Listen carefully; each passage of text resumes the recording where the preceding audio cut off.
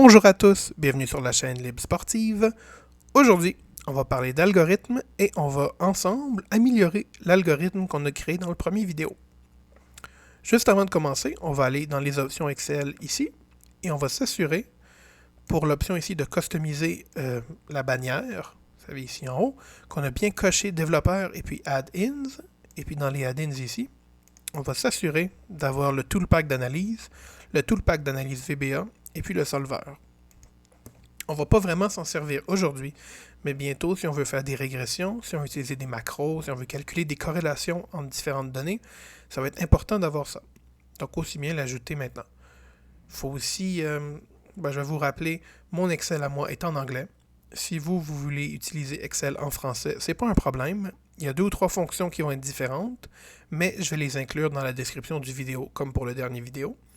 Et puis, quand même, je vous encourage à considérer d'utiliser Excel en anglais pour créer votre algorithme. Selon moi, c'est plus facile de garder une certaine continuité, étant donné que si on fait des macros ou si on ajoute certains add-ins qui viennent de sites externes qui ne sont pas Microsoft, garder tout en anglais, pour moi, c'est plus simple. Et puis aussi, il faut considérer que si jamais vous décidez plus tard d'utiliser Python ou bien R pour faire des scripts pour vos paris sportifs, ça c'est des langages de programmation, ça va être en anglais. Donc aussi bien se préparer maintenant, selon moi. Mais si vous préférez vous rester en français, il n'y a pas de problème, vous allez avoir les mêmes résultats. Et si vous vous rappelez, c'est l'algorithme qu'on avait fait, c'était pour le PSG, en utilisant tous les matchs de la saison dernière. On avait donc la journée, la tribune, selon le point de vue du PSG, les résultats, buts marqués, encaissés, adversaires, expected goals marqués, expected goals encaissés, la possession, total de buts, total des expected goals et la différence entre les deux. On avait calculé les moyennes de buts, des expected goals et le nombre de matchs. En utilisant ça, on avait pu faire une loi de Poisson qu'on avait représentée ici et on s'en était servi comme ça pour calculer les cotes selon notre algorithme. Il y a 2 principaux problèmes avec l'algorithme ici. Déjà, le premier, le plus simple, c'est qu'on calcule pour une seule équipe. Alors qu'on est d'accord, hein? Dans le sport, en général, il faut au moins 2 équipes pour avoir un match. Donc, en calculant une seule équipe, on a un peu seulement la moitié de la réponse. Ça va être plus facile d'avoir un résultat près de la réalité si on calcule pour les 2 équipes. L'autre problème majeur, vous voyez, c'est que domicile et extérieur, dans nos données, sont calculés ensemble. Alors que pour plusieurs équipes, les différences vont être assez importantes entre les performances à domicile et les performances à l'extérieur. Ça vaut donc la peine de les séparer. Ici, vous voyez, j'ai rajouté des feuilles dans le document. Dans la feuille PSG, c'est les mêmes données exactement, mais, vous pouvez voir ici, je les ai séparées selon domicile ou extérieur. J'ai aussi rajouté ici pour calculer les expected goals marqués et encaissés à domicile, marqués et encaissés à l'extérieur. C'est tout simplement une moyenne que j'ai étendue, comme pour l'autre, jusqu'en bas ici de ma plage de données. Il faut savoir que la moyenne dans Excel ne va pas prendre en compte quand les cellules sont vides. Mais si après ça je rajoute un nouveau match, un nouveau nombre de buts, vous pouvez voir ici, on va dire qu'il y a eu 5 expected goals, ça va changer ici mes données. Donc automatiquement, ça va se mettre à jour à mesure que je mets à jour mon algorithme. Et puis, j'aurais pas besoin d'aller à chaque fois et puis de tirer plus loin et changer les chiffres. C'est important de comprendre que l'algorithme qu'on crée aujourd'hui ici, les différences avec ce qu'on avait créé précédemment, comme on veut calculer pour 2 équipes, c'est qu'on a besoin des données pour plus qu'une équipe. Moi, je vous recommande de faire une feuille différente pour chaque équipe. C'est peut-être pas la façon la plus efficace pour le temps, mais vous pouvez voir ici, j'ai utilisé pour Marseille exactement le même format que pour le PSG. Et puis, j'ai les données des 2 équipes. Si je veux calculer ici, j'ai juste à copier. Comme ça, ça va copier l'esthétique et puis aussi les formules dans Excel. Et je vais aller exactement au même endroit et je vais coller. Vous voyez, ça a mis à jour. J'ai exactement les mêmes données, mais pour Marseille. Selon moi, c'est assez important quand vous avancez dans les paris sportifs, si vous voulez un jour être gagnant, on est d'accord, d'utiliser le moins possible les sites externes pour faire vos analyses, pour faire vos calculs. C'est sûr qu'on doit utiliser des sites externes, par exemple, savoir les blessés, savoir les suspendus, mais si vous utilisez un site pour calculer le nombre de buts qu'il devrait y avoir dans un match, vous placez un peu votre confiance à savoir que le propriétaire du site utilise des bonnes données, le propriétaire du site fait des bons calculs, et puis aussi qu'il met tout à jour assez régulièrement.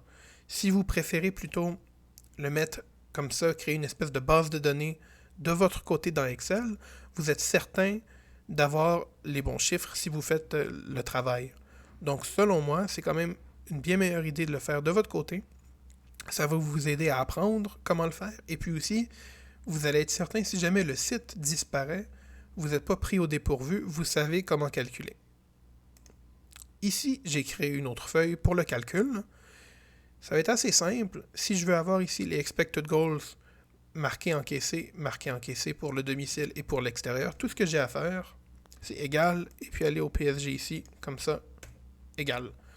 O4 va nous donner les expected goals marqués. Et puis comme j'utilise ça en tirant, on a ici les données qui sont remplies. Si je veux utiliser pour Marseille, j'ai à faire la même chose. Je vais aller dans Marseille, comme ça. C'est au même endroit. Et puis j'ai juste à tirer. Chaque fois que vous allez rajouter une nouvelle équipe, une nouvelle feuille, vous allez pouvoir juste rajouter le nom. Et en utilisant le même format, en vous assurant que tout est au même endroit, ça va être le plus simple. Vous allez juste pouvoir rajouter les données ici. Pour calculer ici les buts marqués et les buts encaissés, ce qu'on va utiliser, c'est une fonction recherche V. Donc, on va utiliser VLOOKUP en anglais. Le lookup value, c'est-à-dire c'est le nom de l'équipe, ça va être les lettres qu'on va chercher dans notre plage de données. Ici, ça va être le H3. On va pouvoir le fixer avec, comme ça, le $.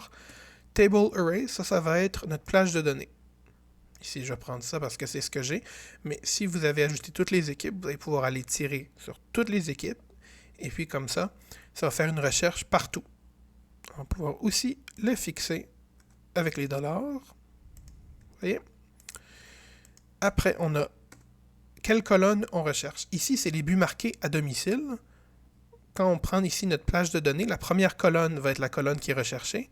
Ici, c'est la colonne 2 qui est les buts marqués à domicile. Donc, on va mettre 2, et puis on va sélectionner faux.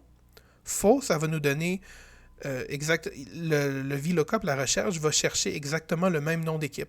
Si on prend true, si on prend vrai, ça va faire des approximations, et ça se peut, si on a des noms similaires, que ça prenne les mauvaises données.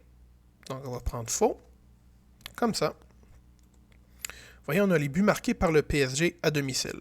Si on prend ici, pour Marseille, c'est les buts marqués à l'extérieur, ce qui est donc la colonne. Vous voyez, 1, 2, 3, 4. On a juste à changer ici le 2 pour 4. Les buts marqués à l'extérieur. Ah non, pardon. Ça ici, vous voyez, ça, on n'a pas changé ici. On va changer le H4. Vous voyez, pour avoir Marseille. Sinon, ça faisait toujours référence à la cellule ici, le H3. On veut maintenant calculer les buts encaissés. Buts encaissés à domicile, c'est 3e colonne. But encaissé à l'extérieur, c'est la 5e colonne. Voilà. Donc ici, vous voyez, si on change, comme ça va changer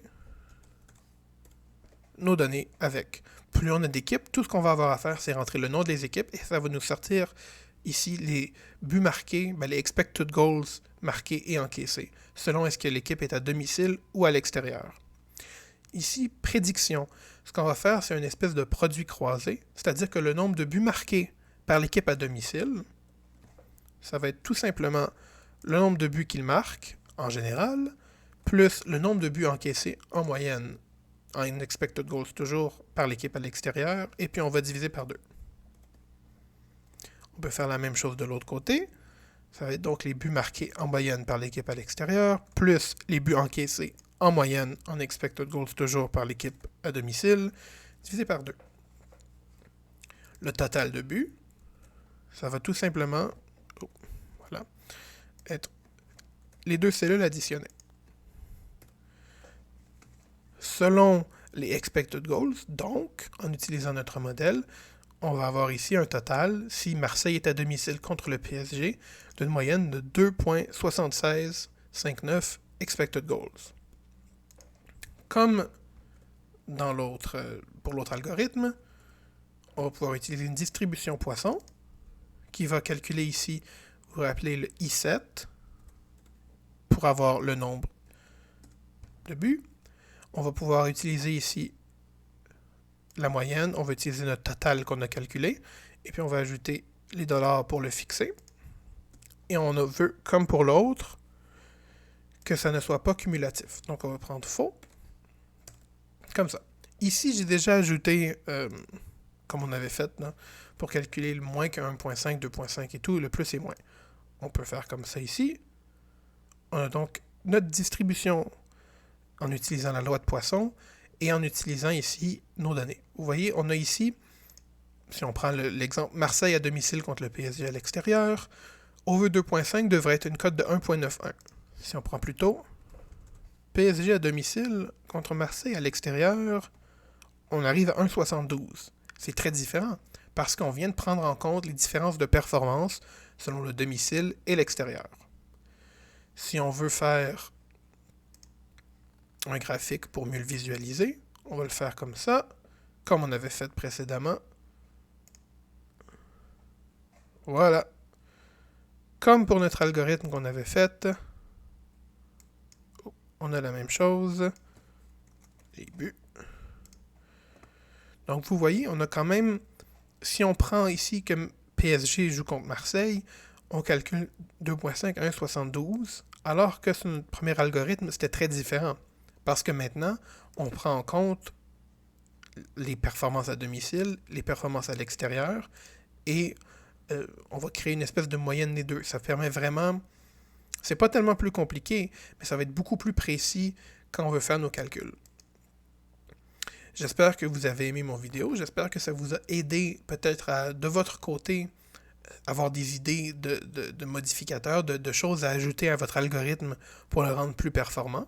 Vous pouvez faire des tests avec ça, essayer de rajouter plus d'équipes ici, changer peut-être, je sais pas, si jamais vous voulez rajouter un multiplicateur pour si l'équipe, pour le temps de repos, on peut faire quelque chose comme ça aussi, mais sans vraiment passer beaucoup plus de temps, on arrive à un algorithme qui est plus performant, qui va être plus précis, et puis c'est sûr, c'est plus de travail au début, mais au final, ça va être quand même, selon moi, ça vaut vraiment la peine.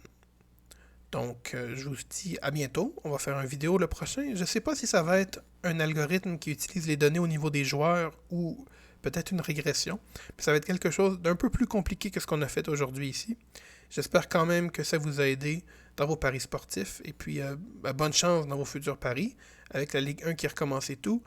J'espère que vous allez avoir des bons résultats.